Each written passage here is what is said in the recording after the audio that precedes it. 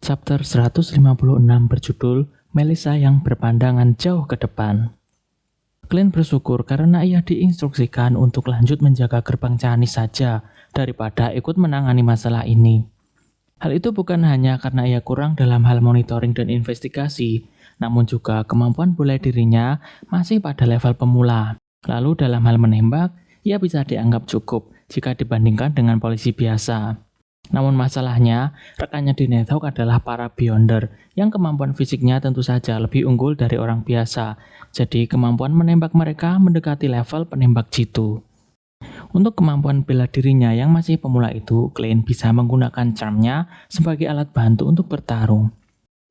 Charm-nya akan sangat berguna jika melawan orang biasa, namun jika menghadapi Beyonder yang ahli bertarung, Glenn akan berada dalam bahaya. Karena hal itulah, Glenn ingin mencuri sedikit kekuatan dari artefak yang disegel nomor 3 strip 0782, The Mutated Sun Sacred Emblem, atau bahasa Indonesianya adalah pin matahari suci yang bermutasi, dan membuat Charm Flaring Sun, atau bahasa Indonesianya adalah matahari yang membara. Charm Flaring Sun ini menurut Glenn adalah charm yang sangat kuat, dan lebih kuat daripada charm milik Glenn yang lain, yaitu charm tidur yang kekuatannya dapat membuat target tertidur. Lalu charm mimpi yang kekuatannya bisa membuat Glenn masuk ke mimpi targetnya, dan charm requiem yang kekuatannya mampu menenangkan hantu, jiwa, zombie, dan sejenisnya, serta dapat mengatasi roh jahat dan pendam sampai batas tertentu. Keesokan harinya, hari Minggu setelah menjaga gerbang Canis, Nighthawk masih belum memperoleh informasi yang berguna terkait Hood Eugene. Sesampainya di rumah, Glenn sarapan dengan tenang, lalu masuk ke kamarnya untuk tidur sampai siang hari. Lalu, ia bangun sendiri cuci muka, lalu turun ke lantai 1 karena mencium bau masakan. Melissa sedang menyiapkan makan siang? Tanya Glenn kepada Benson yang sedang membaca koran di sofa ruang tamu. Lalu Benson menjawab dengan suara pelan. Benar, temannya datang bertamu hari ini. Sebenarnya, aku ingin Melissa bersantai saja dan ngobrol dengan temannya. Dan aku yang akan menyiapkan makanannya, tapi dia tak percaya dengan masakanku dan malah mengajak temannya ke dapur. Sungguh tidak sopan. Glenn lalu berkata dalam hati, Kak Benson, kau cepat menyadari juga ya kalau Melissa itu sangat tidak suka dengan kemampuan memasakmu. Glenn kemudian bertanya, teman Melissa? Kemudian Benson menjawab, benar, kau pasti sudah tahu Elizabeth kan? Kita bertemu dengannya saat jamuan makan malam di rumah Selena. Glenn berkata dalam hati, Elizabeth ya, tak kusangka dia benar-benar berkunjung. Kemudian Melissa keluar dari dapur dan membawa beberapa piring dan Elizabeth mengikutinya dari belakang. Ia juga memakai apron. Kakak, kau sudah bangun? Tanya Melissa sambil meletakkan masakannya di meja makan, kemudian mengatakan, ini Elizabeth. Kau pasti sudah kenal. Halo Glenn, wajah Elizabeth yang menggemaskan memancarkan senyum menawan saat menyapanya. Glenn menjawab dengan lembut dan sopan. Setelah mereka saling sapa, Melissa berkata dengan serius, Elizabeth akan ikut kita ke asosiasi asisten rumah tangga nanti. Keluarga Elizabeth mempekerjakan beberapa asisten rumah tangga, jadi dia berpengalaman dalam hal itu. Pendapatnya mungkin berguna. Sebenarnya, aku dan Elizabeth sudah menyusun kriteria untuk memilih asisten rumah tangga. Dengarkan ini dan lihat apakah ada yang perlu ditambahkan. Melissa menyikat tangannya dengan celemek dan mengeluarkan selembar kertas dari sakunya. Ia membukanya dan membacanya dengan lantang. 1. Sehat. 2. Bekerja keras dan bertanggung jawab. 3. Pandai memasak. 4. Pendiam, tidak berisik. 5. Latar belakang keluarga sederhana. 6. Terlihat biasa. Awalnya Melissa tidak setuju jika mereka mempekerjakan asisten rumah tangga. Namun karena kakak-kakaknya bersikeras dan tidak ada gunanya menentang mereka, jadi sekalian saja membuat kriteria yang cocok. Setelah makan siang, mereka bergegas ke asosiasi asisten rumah tangga di Tingen di jalan Champagne Street. Sesampainya di sana, mereka disambut dengan hangat oleh gadis muda dengan gaun kuning muda. Gadis itu mengarahkan mereka duduk di sofa. Ada yang bisa dibantu? Tanya gadis itu dengan sopan. Kemudian Benson menjawab, kami ingin merekrut asisten rumah tangga. Kemudian gadis itu menjawab lagi, Apakah Anda punya kriteria khusus? Mengingat adiknya tak percaya dengan kemampuan memasaknya, Benson lalu berkata, "Yang pintar masak." Kemudian gadis muda itu menjawab, "Maaf, tidak ada yang pandai memasak di sini. Para ART itu mayoritas adalah putri-putri buruh kelas bawah atau gadis-gadis desa. Mereka tak punya banyak kesempatan untuk belajar memasak. Bahkan setelah pelatihan sederhana yang diberikan oleh asosiasi kami, yang paling bisa kami jamin adalah makanan mereka tidak akan membuat orang keracunan." Sangat disayangkan, kata Benson. Namun gadis itu berkata kalau setelah pelatihan ada beberapa yang mendingan dan memiliki kemauan untuk belajar memasak. Kemudian gadis itu bertanya lagi, apakah ada kriteria lain? Benson merasakan tatapan yang membara dari Melissa. Ia menelan air liurnya dan mengeluarkan selembar kertas dari sakunya. Ia lalu membacakan isinya satu persatu. Wanita muda itu mendengarkan dengan tenang dan baru menjawab setelah beberapa saat. Aku akan memeriksa berkas-berkasnya dulu ya, dan merekomendasikan beberapa ART yang memenuhi kriteria tersebut. Kalian tidak perlu memutuskan hari ini.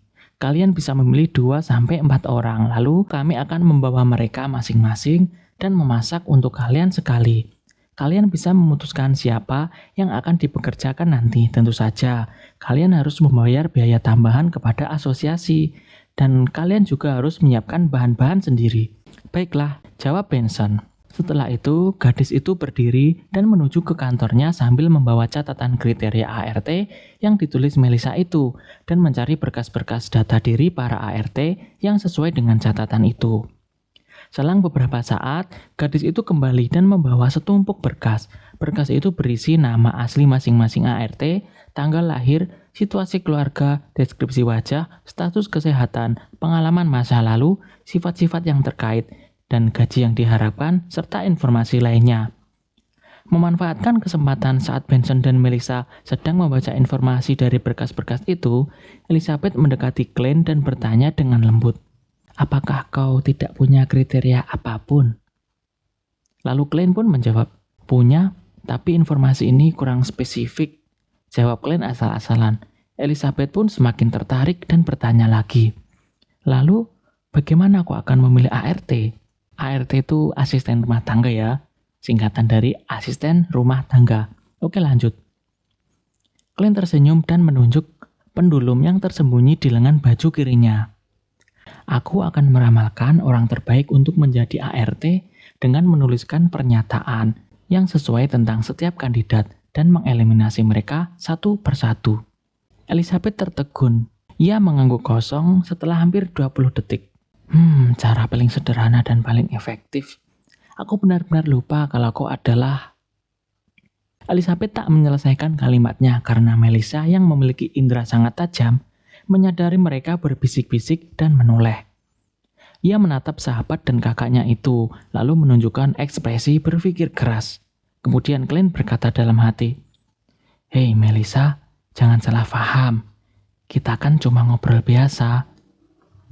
Glenn lalu terbatuk dan mengambil beberapa berkas, lalu membacanya dengan santai. Tak lama kemudian, mereka memilih 3 kandidat. Kandidat-kandidat itu meminta bayaran 4 soli 8 penny hingga 5 soli 2 penny per minggu. Benson tidak menawar gaji para ART itu, melainkan membahas berapa yang harus ia bayarkan pada asosiasi. Setelah tawar-menawar yang bersahabat, ia berhasil menawar dari yang awalnya Benson dan kawan-kawan harus membayar asosiasi sebesar 2 minggu gaji ART menjadi 1 minggu saja. Namun, ia harus membayar biaya transportasi sebesar 1 soli agar mereka bisa membawa para pelayan itu memasak di rumah Benson. Setelah itu, Elizabeth berpamitan dengan ketiganya dan pergi. Sementara ketiga bersaudara itu naik kereta kuda kembali ke jalan Daffodil Street. Dalam perjalanan pulang, Glenn merasa tidak nyaman di bawah tatapan Melissa yang tajam. Sesampainya di rumah, ia langsung pergi ke lantai 2. "Kakak," Melissa memanggilnya dengan nada serius setelah mempertimbangkan dengan matang. Melissa berkata, "Kakak, jika kau ingin bertunangan dengan Elizabeth, kau harus bekerja lebih keras lagi. Ayahnya adalah seorang pengusaha penting, dan ibunya adalah putri dari seorang baron." Glenn lalu berkata dalam hati, "Tunggu, Bertunangan? Seberapa jauh kekhawatirannya? Selanjutnya kita masuk ke chapter 157 yang berjudul Barang Impiannya. Glenn tidak sempat membalas ketika Benson menyela sambil tersenyum.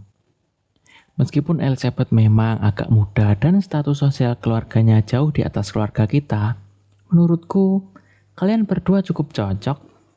Tapi kalian mungkin harus menunggu beberapa tahun lagi. Dia masih sekolah di sekolah negeri dan ingin masuk universitas. Pernikahan seharusnya baru dipertimbangkan 6 atau 7 tahun kemudian, tapi tentu saja kalian bisa bertunangan lebih dulu. Melihat kedua saudaranya salah paham, Glenn lalu menjelaskan kalau mereka tidak seperti yang difikirkan oleh saudara-saudaranya itu. Di tempat lain, di sebuah rumah gelap dan suram di Backland, Houston Borough, seorang pria paruh baya dengan rambut abu-abu duduk dan diam di kursi goyang di depan perapian berwarna gelap. Memegang pipa berwarna gelap juga. Ia menatap tamunya yang sedang duduk di sofa. Pria paruh baya itu adalah pemilik gedung ini, Isgard Stanton, seorang detektif swasta yang sangat terkenal. Namun ia tidak menata kantornya sendiri, melainkan hanya mempekerjakan asisten untuk membantunya. Isgard yang mengenakan kemeja putih dan rompi hitam menghisap pipa rokoknya seakan menikmati candunya asap dari tembakau. Ia menghembuskan nafasnya kemudian berkata, "Biaya konsultasi per 30 menit adalah 1 pound. Kalau aku jadi kalian, aku tak akan membuang-buang waktu." Dua wanita di sofa seberangnya adalah Forswell dan Siodereja. Mereka telah menemukan materi-materi yang berkaitan dengan Laksamana Muda Hurricane Hilangos dan ingin meminta detektif ini untuk menganalisa materi-materi itu dan memberikan timbal balik berupa pendapat, saran atau bahkan perkiraan lokasi Hilangos. Tentu saja, Sio dan Force tidak mencantumkan nama Hilangos dalam materi yang akan mereka serahkan pada detektif itu. Siodereja menyerahkan map berisi dokumen-dokumen itu kepada asisten Isengard yang merupakan seorang pemuda berambut coklat dan berkacamata berbingkai emas. "Tuan detektif, kuharap kau dapat menganalisa semua tentang target menggunakan materi yang telah kami sediakan ini." Meskipun tubuhnya tidak tinggi, Siodereja memancarkan aura berwibawa ketika ia duduk tegak dan berbicara dengan suara yang berat. Isengard menatapnya dan menerima berkas dari asistennya. Ia membuka map dan mengeluarkan materi di dalamnya. Isengard meletakkan pipanya di mulutnya dan fokus membaca halaman demi halaman tanpa melewatkan satu halaman pun. 10 menit kemudian, pria ini meletakkan pipanya, kemudian ia berbicara. Target terobsesi dengan angin. Dia tidak akan tinggal lama di daerah tercemar di Backland yang mendapat julukan ibu kota debu. Dengan kata lain, dia bisa saja tinggal di Empress Borough, West Borough, Houston Borough, Sherwood Borough, atau pinggiran North Borough. Target ini adalah seorang pembunuh berantai psikopat yang membunuh seseorang setiap 2 hari sekali. Hal paling logis yang bisa ia lakukan adalah mengincar para gelandangan yang tidak punya apapun.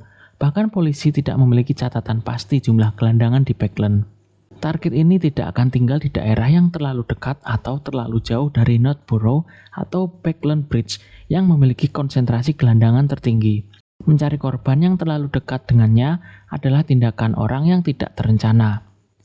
Itu tidak sesuai dengan deskripsimu. Jika target harus menghabiskan banyak waktu sebelum menemukan seseorang untuk dibunuh, maka ia mungkin akan kehilangan kendali atas keinginannya dan melakukan kejahatan yang akan dengan mudah mengekspos dirinya.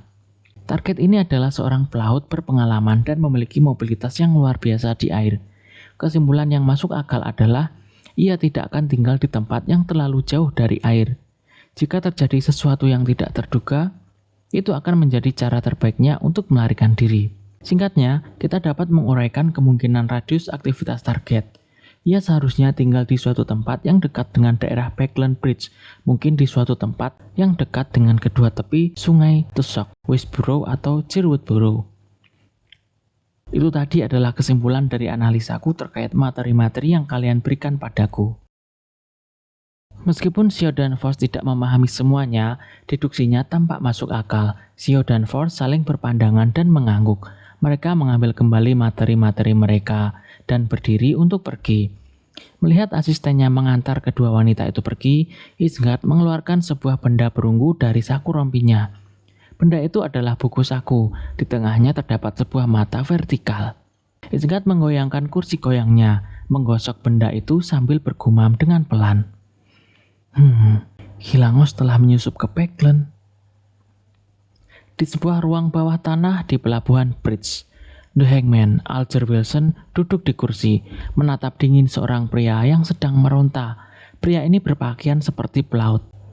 Kepalanya terbalut oleh lapisan air biru pucat, dan wajahnya membiru karena tak bisa bernafas. Ia mencoba melepaskan lapisan air di wajahnya itu dengan kedua tangannya, tetapi yang bisa ia lakukan hanyalah mencipratkan tetesan airnya. Akhirnya ia tak bisa lagi menahan nafas dan memberi isyarat menyerah. Alger tersenyum, lalu bertepuk tangan dengan acuh tak acuh. Lapisan air tipis itu pun menghilang dengan pelan, berubah menjadi tetesan-tetesan air yang kemudian jatuh ke tanah. Si pelaut itu menarik nafas dalam-dalam dan terbatuk dengan keras. Batuknya begitu keras hingga terasa menusuk jantung dan paru-parunya. Setelah menunggu pria itu pulih, Alger bersandar. Ia meniru nada bicara damai dan tenang The Fool. Katakan padaku alasan mengapa Hilangos pergi ke Peklen. Pelaut itu lalu menjawab, dia ke sana untuk sebuah misi, tapi aku tidak yakin detailnya. Pelaut itu benar-benar kehilangan semangat untuk melawan. Kemudian ia menjawab lagi dengan jujur. Ya, yang ku tahu hanyalah dia mungkin akan mendapatkan suatu benda yang diinginkannya. Hilangos pernah membual di depan kita. Ia berkata jika misi ini berhasil, ia akan bisa mendapatkan benda yang sudah lama dia impikan. 4 raja bajak laut kelak akan menjadi 5 raja bajak laut. Benda yang selama ini ia impikan. Alger merutkan kening dan tenggelam dalam pikirannya. Kemudian kita beralih ke tempat lain. Clan Moretti di hari liburnya, yaitu hari Senin, tidak beristirahat, melainkan ia melanjutkan mencari rumah dengan cerobong asap merah, namun masih belum menemukan rumah yang ada dalam ramalan mimpinya tersebut. Ia pulang ke rumah hampir tengah hari dan makan siang, kemudian ia tidur siang sebentar. Ketika waktu mulai menunjukkan pukul 3 sore kurang 20 menit, Clan meletakkan buku yang ia baca, menyegel ruangannya dengan dinding spiritual dan masuk ke dunia misterius di atas kabut kelabu. Setelah berhasil masuk ke dalam dunia kabut kelabu, ia duduk di kursi kehormatan di ujung meja panjang, mengulurkan tangannya ke arah bintang merah tua yang mewakili The Sun, sambil mengabaikan frekuensi detak jantungnya. Di tempat lain di kota Silver, Derek Burke berkeringat di lapangan latihan. Pandangannya tiba-tiba kabur. Kemudian kabut tebal memasuki pandangannya. Ia melihat The Fool duduk tinggi di atas, jauh di dalam kabut. Ia tertegun, lalu menghentikan apapun yang sedang ia lakukan dan menundukkan kepalanya. Ketika ilusi itu lenyap, ia menghitung detak jantungnya dalam diam dan segera membawa pedang peraknya ke tempat peristirahatan. 1000 detak jantung kemudian, ia mengunci diri di kamar mandi. Setelah sekitar 10 tarikan nafas, ia melihat cahaya merah membesar di atasnya dan menelannya dalam sekejap. Di atas kabut abu-abu, Clan bersandar di kursinya dan mengertakkan geraham kirinya 2 kali untuk diam-diam mengaktifkan spirit vision-nya. Ia melihat bahwa warna bintik-bintik di dalam tubuh Ether The Sun telah berubah menjadi murni, serupa dengan cahaya fajar. Ia tersenyum dan berkata, "Selamat, Tuan Bard," atau bahasa Indonesianya adalah penyair. Catatan, Bard atau bahasa Indonesianya adalah penyair. Sekuen 9 yang telah diminum oleh Derek Burke ini artinya adalah penyair. Lalu ada juga Pot, Midnight Pot, atau Sequence 8 milik Leonard Michel. Dua-duanya bahasa Indonesianya adalah penyair. Namun Bard penyair ini lebih ke penyair dalam arti lebih luas. Bukan hanya syair puisi, tapi juga lagu, sajak, dan lain-lain. Untuk Pot itu artinya penyair, namun lebih spesifik kepada puisi. Oke, lanjut. Pada saat yang sama, ia melihat bintang-bintang di belakang kursi The Sun bergeser dengan cepat, berubah menjadi simbol matahari. Clan berkata dalam hati, kursi itu berubah tanpa kehendakku, seolah-olah merupakan pantulan matahari. Lalu selain kastil ini, meja, dan kursi, benda-benda yang kupanggil tak dapat disimpan setelah aku meninggalkan dunia ini. Benda-benda itu sangat istimewa. Tentu saja masih banyak rahasia di atas dunia kabut kelabu ini yang masih belum ku ketahui. Glenn mengamati semua yang ada di depannya sambil merenung. Derek menundukkan kepalanya dan menjawab dengan rendah hati. Ini semua berkat bantuan Anda. Ini baru permulaan. Derek tidak terkejut kalau The Fool tahu bahwa ia telah meminum ramuan itu. Glenn mengeluarkan arloji saku peraknya dan melihat waktu. Ia tertawa kecil dan berkata, kalau begitu mari kita mulai pertemuannya. Ingat, frekuensinya atau lebih tepatnya jarak antar pertemuan seharusnya kurang lebih sama di masa mendatang. Sambil berbicara, ia menjalin koneksi dengan bintang-bintang merah tua yang mewakili Justice dan The Hangman sebelum menarik mereka ke dalam dunia berkabut. Audrey menatap pemandangan di hadapannya dan langsung menyapanya. Selamat siang, Tuan Fool. Saya punya selembar buku harian Kaisar Rosel. Selamat siang, The Sun. Apa kau sudah mendapatkan formula untuk telepatis? Selanjutnya kita masuk ke chapter 158 yang berjudul Kesiapsiagaan Mencegah Bahaya. Kemudian Glenn berkata dalam hati, sungguh bikin iri, Nona Justice yang selalu bisa menjaga suasana hatinya ceria. Andai saja aku bisa seperti itu. Mendengar sapaan Nona Justice yang ceria, Glenn menghela nafas pilu. Kemudian Glenn teringat saat Nona Justice bisa mengeluarkan 1000 pound dengan begitu mudahnya. Dan dia menyadari bahwa akan sangat sulit jika ia ingin mempertahankan emosinya yang ceria seperti Nona Justice. Derek Burke adalah seorang pemuda yang sangat peduli dengan reputasinya. Ia segera menjawab, aku telah mendapatkan formula telepatis. Selama 2 minggu terakhir, Derek telah mengurus warisan yang ditinggalkan oleh orang tuanya.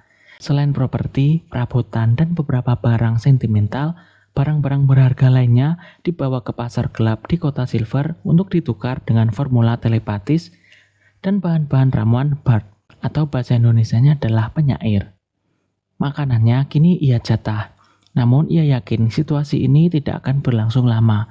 Setelah lulus tes pertarungan, ia akan bergabung dengan tim yang membasmi Thing of the Dark atau hal-hal yang gelap di pinggiran kota dan akan dibayar dengan jumlah yang layak. Derek berkata dalam hati, saat aku menjadi lebih kuat, aku akan mendaftar menjadi anggota pasukan elit untuk menjelajahi kedalaman kegelapan dan menemukan cara untuk menghilangkan kutukan. Derek berpikir dengan penuh harap sembari menatap The Fool yang diselimuti oleh kabut. Ia memperhatikan bahwa saat pertemuan sebelumnya, Nona Justice mampu memunculkan halaman buku harian Kaisar Rosel begitu saja. Meskipun Derek tidak begitu mengerti apa yang sebenarnya terjadi, ia merasa akan lebih baik jika ia mengikuti perkataan The Fool.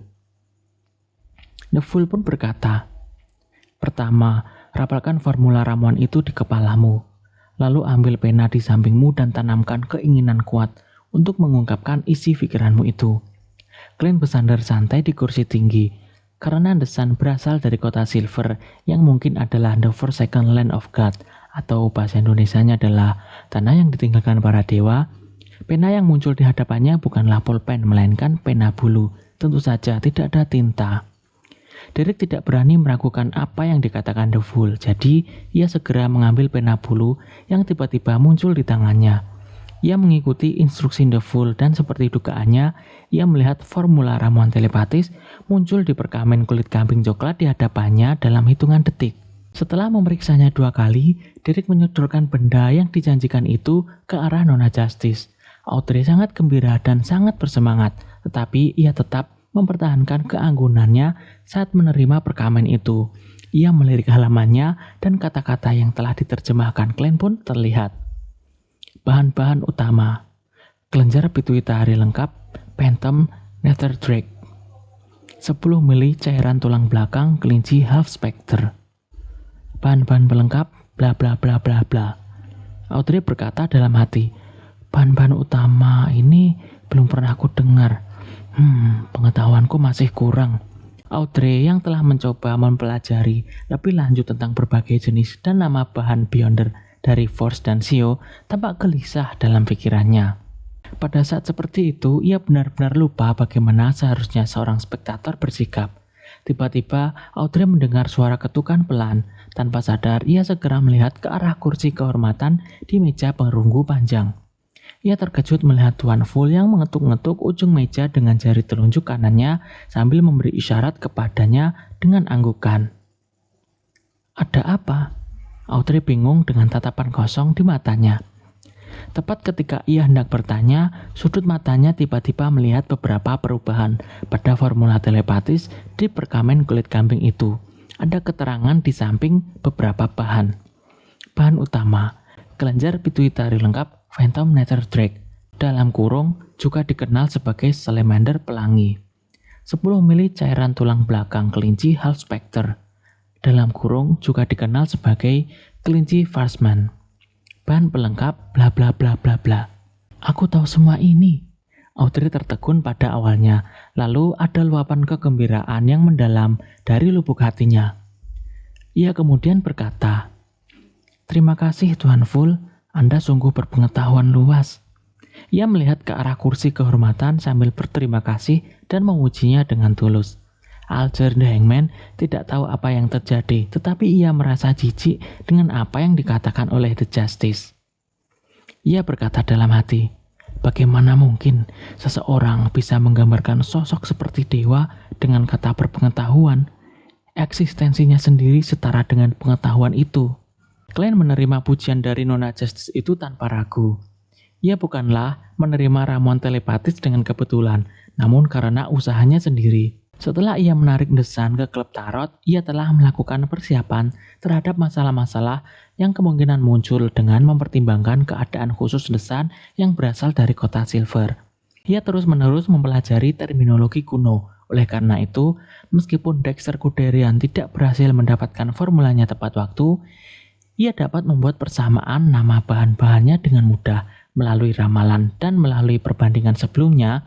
Glenn telah memastikan bahwa kedua formula telepatis tersebut adalah benar. Glenn lalu berkata dalam hati, itulah yang namanya kesiapsiagaan mencegah bahaya, pikir Glenn dengan puas. Audrey melirik formula telepatis beberapa kali. Ia kemudian menuangkan isi buku harian Roselle ke dalam sebuah halaman. Ini untuk Anda, kata Audrey. Ia meletakkan penanya dan menatap The Fool yang diselimuti oleh kabut. Audrey melanjutkan, selain ini, saya akan memberikan pengikut Anda 300 pound lagi. Apakah 300 pound tidak masalah? Audrey terdengar sedikit merasa bersalah karena 3 halaman buku harian Roselle hanya seharga 20 pound. Sementara formula sequence 8 dari jalur lain yaitu Sheriff yang Audrey tahu dari pertemuan rahasianya bersama Forswell dan Siodereca bernilai 450 pound. Dengan kata lain, dari sudut pandang matematika sederhana, ia seharusnya membayar 430 pound lagi. Selain 3 halaman buku harian yang telah ia berikan pada The Fool. Namun Audrey juga merasa bahwa berkat keberuntungannya, penjual tidak mengetahui nilai asli dari buku harian Kaisar Roselle. Hal itu memungkinkannya untuk membelinya dengan harga murah. Audrey berkata dalam hati, buku harian Kaisar Roselle harganya setidaknya 50 pound per halaman. Audrey mengepalkan tangannya dan menyemangati dirinya sendiri. Glenn berkata dalam hati, 300 pound. Sampai hari ini, aku baru melihat uang sebanyak itu di tempat Sir Deweyville. Glenn menghela nafas dan berpura-pura tidak tertarik pada uang sambil mengangguk dan berkata, tawaran yang masuk akal. Ini informasi dari pengikutku.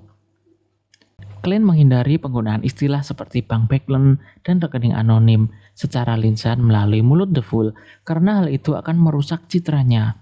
Ia menampilkan istilah-istilah tersebut di perkamen yang ia munculkan di hadapan Nona Justice. Glenn telah meluangkan waktu untuk mengunjungi cabang Bank Backlund di Tingan Rabu lalu saat menyelidiki rumah-rumah dan bangunan dengan cerobong asap merah. Ia menyamar dan membuka rekening bank anonim.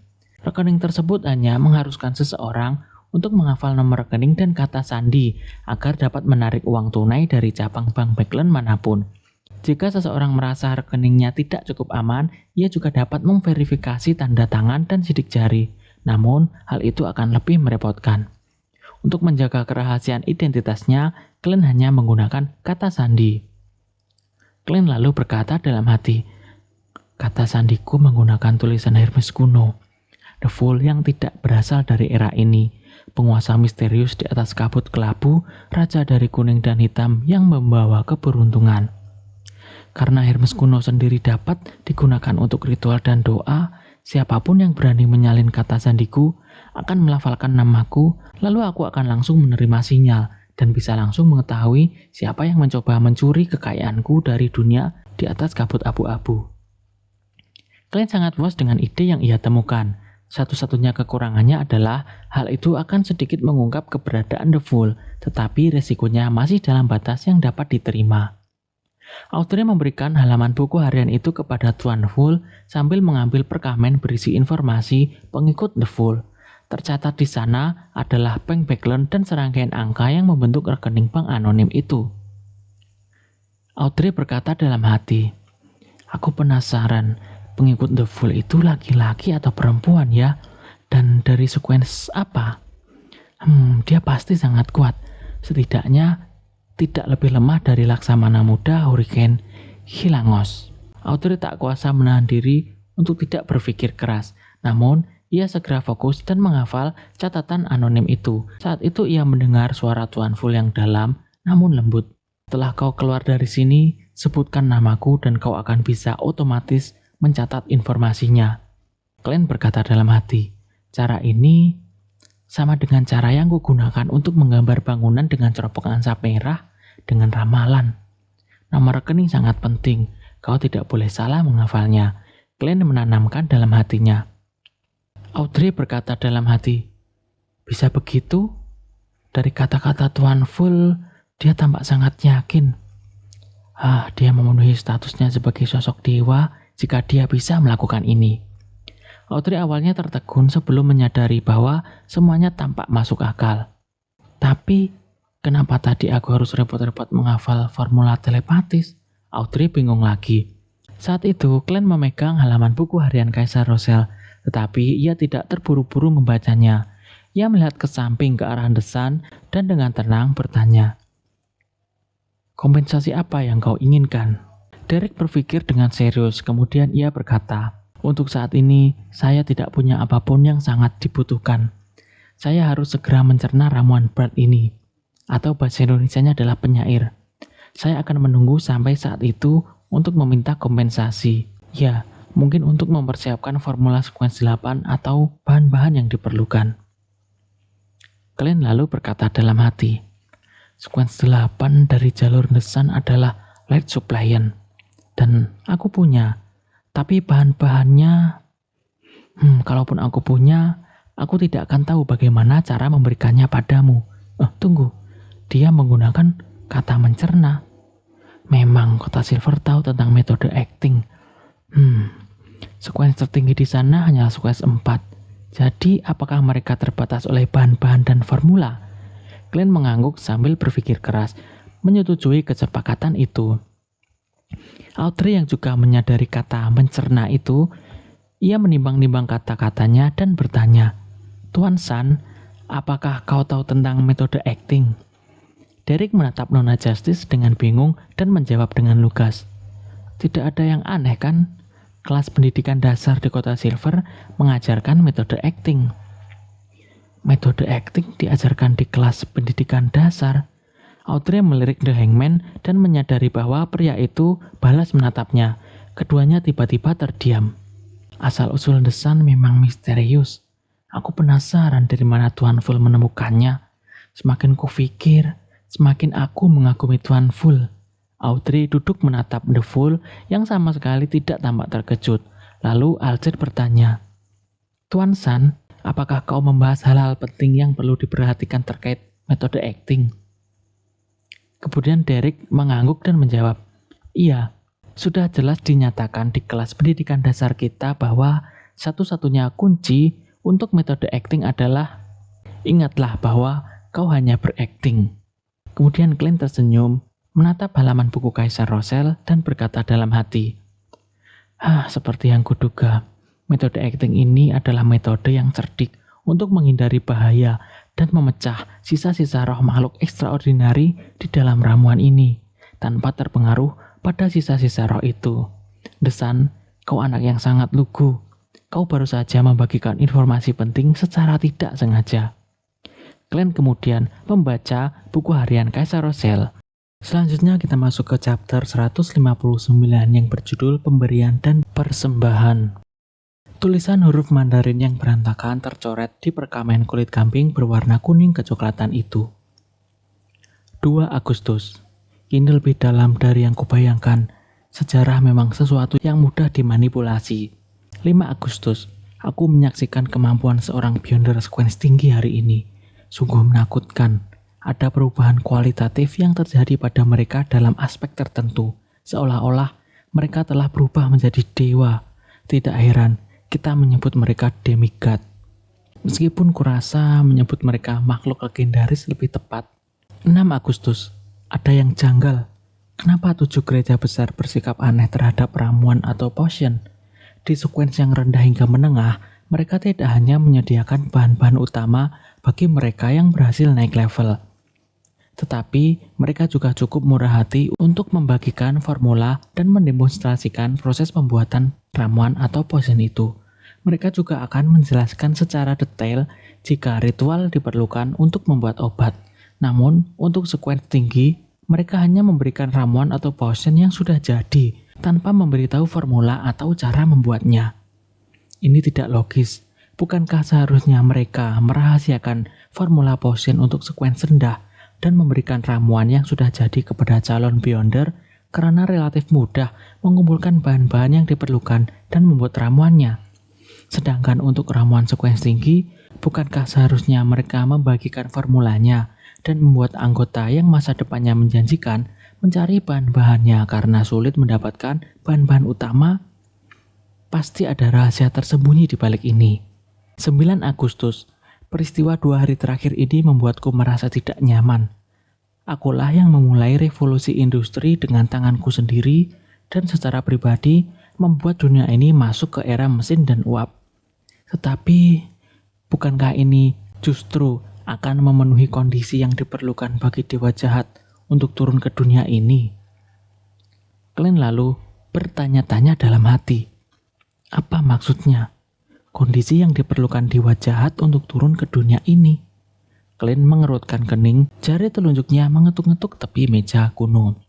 Melihat itu, Audrey berkata dalam hati, apakah Tuan Fool menghadapi masalah yang sulit?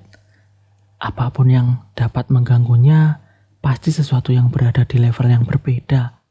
Audrey menatap The Fool yang tertutup kabut tebal itu dan menafsirkan keadaannya melalui bahasa tubuhnya. Glenn memang sedang merenung masalah yang berkaitan dengan tingkat atas, tetapi ia tidak menemukan jawaban apapun. Ia mempertimbangkan kemungkinan menggunakan ramalan untuk mendapatkan semacam pencerahan. Glenn berkata dalam hati, "Yah, akan mustahil untuk meramalkan sesuatu dengan kalimat sesederhana itu. Aku bukan seorang nabi. Bagaimana jika aku meramalkan dengan pernyataan, kondisi yang diperlukan agar dewa jahat turun ke dunia ini? Rasanya terlalu berisiko. Dewa jahat mungkin tidak semengerikan Eternal Blazing Sun atau bahasa Indonesianya Sang Sinar Surya Abadi. Tetapi kemampuannya mungkin jauh lebih misterius. Ia mungkin bisa melacak ramalan itu kembali padaku. Lagi pula tidak ada cara untuk meramalkan seberapa besar risiko yang akan kuambil jika aku meramalkan pernyataan itu. Lagi pula, hanya meramalkan apakah suatu hal menimbulkan bahaya saja sudah berbahaya jika melibatkan dewa dan dewi. Aku akan mengingat pernyataan ini saja dan akan mengamati untuk saat ini. Aturan dari gereja terkait potion atau ramuan memang misterius. Aku penasaran rahasia apa yang mereka sembunyikan. Mungkin aku akan mendapatkan petunjuk tentang itu setelah spirit medium atau medium arwah. Spirit guide atau pemandu roh Dali diangkat menjadi uskup agung atau diaken berpangkat tinggi dan memasuki inti gereja. Deskripsi Rosel membuatku penasaran kekuatan para Beyonder Sequence tinggi. Banyak pikiran berkelebat di benak Glenn sebelum ia berhenti mengetuk tepi meja kuno dan menatap Justice, The Hangman, dan The Sun. Kemudian Glenn berkata, kalian boleh memulai berdiskusi dengan bebas sekarang. Alger seketika berkata, Tuan Fool, Nona Justice, aku menerima informasi baru. Laksamana muda Hurricane Hilangos menyusul ke Peglen untuk menyelesaikan misi yang sulit. Dia mungkin akan tinggal untuk waktu yang lama dan menciptakan tragedi yang mengerikan. Selain itu, aku tahu bahwa insiden ini melibatkan benda yang sangat penting. Benda yang akan memungkinkan Hilangos dengan cepat menjadi Beyonder sequence tinggi. Dengan cepat menjadi Beyonder sequence tinggi? Apakah dia tidak takut kehilangan kendali? Tanya Audrey. Hilangos hanyalah seorang sequence 6 yang diberkati oleh angin. Jadi hanya ada jarak satu sequence lagi sebelum ia menjadi sequence 4. Alger telah menduga pertanyaan ini. Ia kemudian menjawab dengan jujur. Itulah mengapa benda itu penting baginya. Tentu saja itu hanya dugaanku. Informasi yang kuterima seperti ini. Hilangos yakin bahwa setelah menyelesaikan tugas dan mendapatkan benda itu, ia akan setara dengan Nas, raja dari 5 lautan. Salah satu dari 4 raja bajak laut. 4 raja bajak laut kelak akan menjadi 5 raja bajak laut, dan 7 laksamana bajak laut akan berkurang menjadi 6. Orang awam mungkin tidak menyadari hal ini, tetapi sebagai Beyonder, kita harus tahu bahwa raja bajak laut adalah Beyonder sequence tinggi, atau mampu mencapai kekuatan tempur Beyonder sequence tinggi dengan menggunakan kapal Beyonder dan benda-benda misterius. Agar Hilangos diakui setara dengan mereka, ia harus mencapai standar yang mendekati itu. Itulah dugaanku untuk saat ini. Glenn berkata dalam hati, yang ku tahu hanya Nas, Raja 5 Lautan, adalah Beyonder sequence 4. Tapi aku tidak yakin nama ramuan yang diminumnya. Glenn mendengarkan dalam diam, tidak memberikan pendapatnya. The Sun, Derek Burke, tidak mengerti apapun yang dikatakan The Hangman. Ia tidak tahu ini siapa dan itu siapa, tetapi ia tetap mendengarkan dengan seksama. Ia merasa sebuah pintu pengetahuan baru muncul di dunianya. Kemudian Derek Burke berkata dalam hati, bajak laut, tempat tinggal mereka memiliki lautan yang disebutkan dalam buku, dan lagi, lingkungan tempat tinggal orang-orang ini sangat berbeda dengan kota Silver. Mereka nampaknya tidak terlalu khawatir dengan kutukan atau serangan makhluk kegelapan. Itu jelas membuatku sangat penasaran. Tapi Tuan Full pernah menginstruksikanku untuk tidak bertanya tentang rahasia orang lain. Itu hal yang tidak sopan, pikir Derek dalam hatinya. Sekali lagi mengamati Hangman dan Justice. Dugaanmu sangat masuk akal. Tapi bisa juga benda itu adalah item kuat yang bisa digunakan untuk melawan Beyonder sequence tinggi. Jawab Justice sambil tersenyum. The Hangman menatap The Fool yang diselimuti oleh kabut, merenungkan kata-katanya, lalu menatap Justice dan menekankan. Ada 2 poin kunci dalam perkataanku tadi. Yang pertama adalah fakta bahwa Hilangos akan tinggal di Backland untuk beberapa waktu. Yang kedua adalah bahwa insiden ini melibatkan objek yang sangat penting dan sangat misterius. Kemudian Alger berkata dalam hati, jadi Tuan Full, apakah Anda tidak tertarik? Ada banyak waktu bagi Anda untuk mengirim pengikut Anda ke Backland. Alger menambahkan dalam hatinya tetapi tidak berani mengatakannya dengan lantang. Yang bisa ia lakukan hanyalah berbahasa basi. Kemudian Glenn berkata dalam hati, Tuan Hangman, kau tak perlu menekankan hal ini berulang kali. Aku tahu apa maksudmu, tetapi kemampuanku tidak memungkinkan untuk ikut campur dalam masalah ini. Lagi pula, aku tidak bisa meninggalkan Tingen tanpa izin. Glenn bersandar dan berpikir dengan frustasi. Aku sebenarnya bisa mencari 2 Beyonder yang relatif kuat untuk membantu. Salah satunya adalah Deli yang telah naik ke sequence 6, tetapi aku tidak bisa menceritakan semuanya padanya. Yang bisa aku lakukan hanyalah mengatakan bahwa aku telah mendapatkan informasi bahwa Laksamana Muda Hurricane Hilangos telah menyusup ke Backland dan tinggal di area tertentu, serta apa yang akan dia lakukan. Dengan begitu, Dele mungkin akan langsung meminta bantuan Nighthawks yang akan membuat situasinya menjadi sangat rumit dan merepotkan. Jika Nona Justice dan The Hangman tidak dapat menemukan seseorang untuk membantu, dan jika keadaan memaksa, aku dapat mencobanya untuk mencegah tragedi. Lalu orang kedua adalah Tuan Azik, tetapi aku tidak bisa mengungkapkan identitasku sebagai The Fool padanya. Aku tidak punya alasan yang tepat untuk membuatnya ikut campur dalam insiden ini. Banyak pikiran berkelebat di benak Glenn, lalu ia menjawab perlahan. Aku tahu. Melihat The Fool terus tidak terlalu mementingkan masalah Hilangos, Alger menghela nafas dan menahan kekecewaannya. Ia mulai bertanya dengan investigasi yang dilakukan Nona Justice minggu lalu. Kesimpulannya, kami kurang lebih telah menargetkan area umum yang akan dijelajahi Hilangos, dan kami akan segera memulai tahap investigasi berikutnya. Audrey awalnya memberikan ringkasan sederhana, lalu dengan sikap seolah-olah ia sedang melakukan sesuatu yang penting, ia berkata, "Kami membutuhkan lebih banyak informasi, terutama hobi dan kebiasaan Hilangos." Alger mengenang, lalu berkata, "Dia suka ikan, terutama ikan laut. Dia akan mengirisnya dan memakannya mentah-mentah.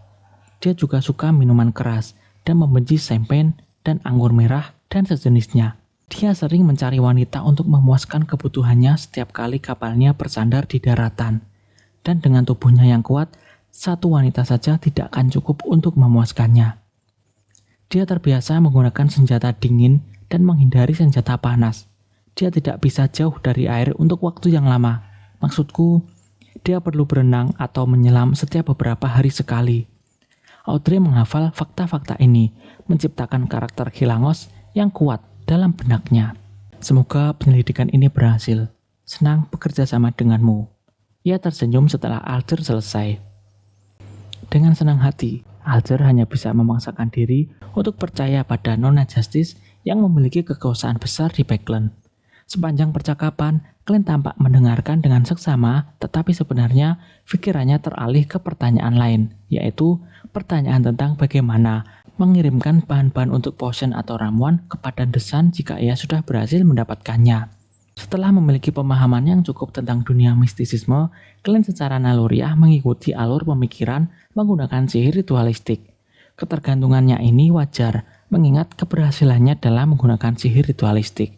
Clint lalu berkata dalam hati, "Saat aku membolak-balik informasi rahasia Nighthawk sebelumnya, aku menemukan catatan tentang Dewi Evernight yang menganugerahkan benda-benda suci kepada para pengikutnya. Ada juga catatan tentang benda-benda yang turun dalam ritual yang melibatkan dewa atau iblis jahat. Apakah ini berarti aku bisa memberikan sesuatu kepada seseorang ketika menjawab doa mereka dan mentransfer materi dengan cara itu? Dalam percobaan sebelumnya, aku hanya bisa membalas dengan pikiran yang berisi gambar dan suara. Mungkin akan ada beberapa perubahan baru ketika aku naik sekuens 8. Ada juga hal penting yang perlu dipertimbangkan. Bisakah aku membawa materi dari dunia nyata ke dunia di atas kabut abu-abu ini? Dan, oh ya, seringkali ada langkah untuk persembahan dalam ritual yang melibatkan dewa dan iblis jahat. Bisakah aku mempertimbangkan untuk mempersembahkan sesuatu untuk diriku sendiri? Dengan cara itu, mungkin aku akan bisa membawa materi dari dunia nyata ke dunia di atas kabut abu-abu ini. Jika percobaan ini berhasil, aku bisa mendapatkan benda-benda langsung dari Justice, The Sun, dan The Hangman, lalu memberikannya sebagai anugerah dari dunia kabut kelabu kepada diriku sendiri. Ya, persembahan dianggap ritual yang lebih tinggi. Jadi, aku belum bisa mempelajarinya untuk saat ini. Hal terpenting yang harus kulakukan sekarang adalah meningkatkan kemampuanku." Clint menahan pikirannya dan sekali lagi mendengarkan percakapan anggota lainnya. Ia mendengarkan saat diskusi mereka beralih dari Hilangos ke karakteristik monster tertentu. Beberapa saat kemudian, Clint tersenyum dan berkata, "Baiklah, kita akhiri saja untuk hari ini. Sesuai keinginan Anda, The Sun, Nona Justice, dan The Hangman berdiri bersamaan." Setelah memutuskan koneksi dengan para anggota, Clint segera turun dari kabut kelabu dan meninggalkan ruang misterius itu. Ketika ia kembali ke kamarnya, ia segera menghilangkan dinding spiritualitas dan membuka tirai di dekat jendela Oriel, membiarkan sinar matahari masuk. Ia bergumam dalam hati, "Ada dua hal penting yang harus dilakukan minggu ini. Yang pertama adalah menjalani tes dan pemeriksaan lalu naik ke sekuens 8. Yang kedua adalah membuat charm Flaring Sun atau bahasa Indonesia adalah matahari yang berkobar. Kekuatannya mungkin bahkan lebih tinggi dari kekuatan sekuens 7 atau 6. Clint melihat keluar dengan penuh harap. "Besok, aku seharusnya bisa menerima laporan gangguan paranormal Tuan Azik di kota Morse besok."